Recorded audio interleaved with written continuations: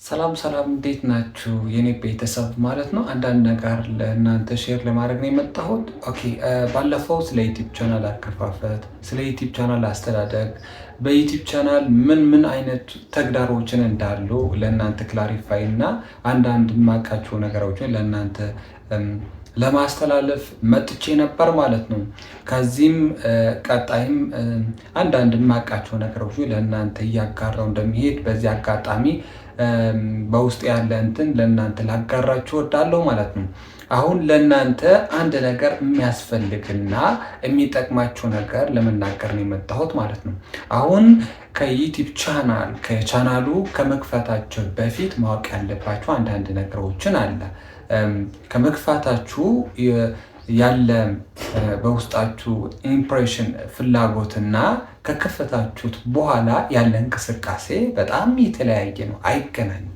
ይህንን ስላችሁ ማለት ነው በመጀመሪያ ከመክፈታችሁ በፊት ማለት ነው ዩቲዩብ ቻናል ከፍቼ እንደዚህ 1000 ሰብስክራይበር ገብቼ 4000 ዎች አወር ከደረስኩ በኋላ ሞኔታይዝ ሆናሉ፣ ከዛ ተከፋይ ሆናሉ ምናምን የሚሉትን ሀሳቦችን በውስጣችን ላይ በአይምሯችን ላይ ምን ይሆናሉ ማለት ነው ይሰራሉ።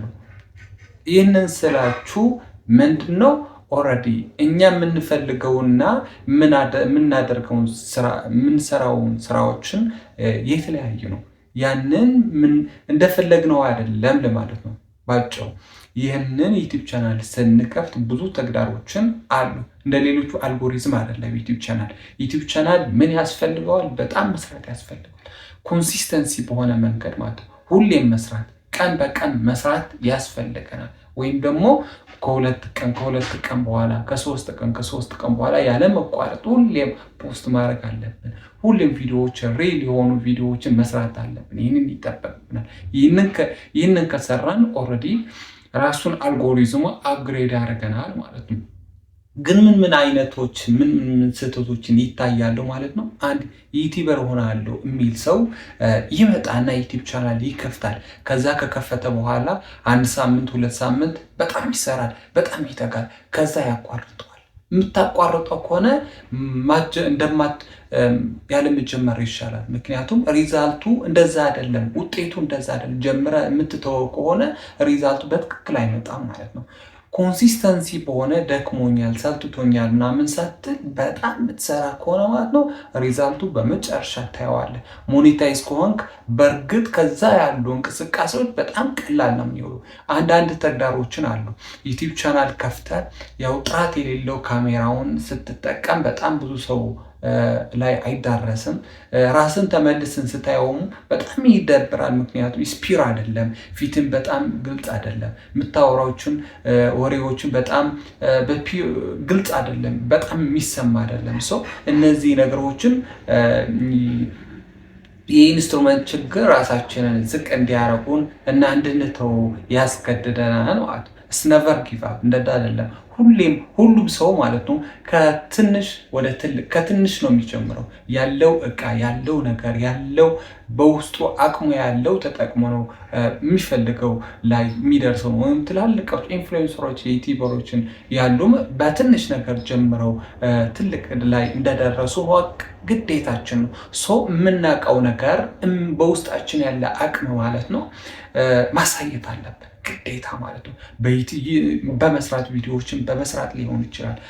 ምንም ያለን ኢንስትሩመንት ያለን እቃ ሞባይል ሊሆን ይችላል፣ ላይት ሊሆን ይችላል። ምንም የሚያስፈልግ ዩቲዩብ ለመስራት ቪዲዮ ለመስራት የሚያስፈልገው ነገሮችን ራሳችን ኦርጋናይዝድ እያደረግን ሼር የምናደርግበትን እንትን ከፈጠርን ማለት ነው ራሳችን አፕግሬድ አድርገን የሆነ ደረጃ የምናይበትን ታይም ይመጣል። በእርግጥ በዩቲዩብ ቻናል ስንጀምርና ከመጀመራችንን በፊት ያሉ ተግዳሮች ማለት ነው ይህን ይመስላሉ።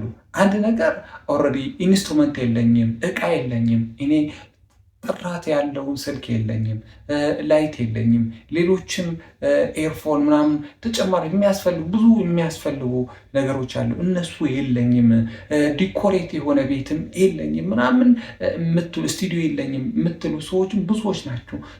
እስናት አያስፈልግም፣ እንደዚህ መጨናነቅ ምናምን አያስፈልግም። ባላችሁበት አቅምና ባላችሁበት ቦታ ሆናችሁ ነገሮችን ራሳችሁን ኦርጋናይዝ አድርጋችሁ ክሬት ማድረግ ትችላላችሁ። ዋናው ምንድነው? ዋናው ፍላጎት ነው። ዋናው ኢንተረስት ነው።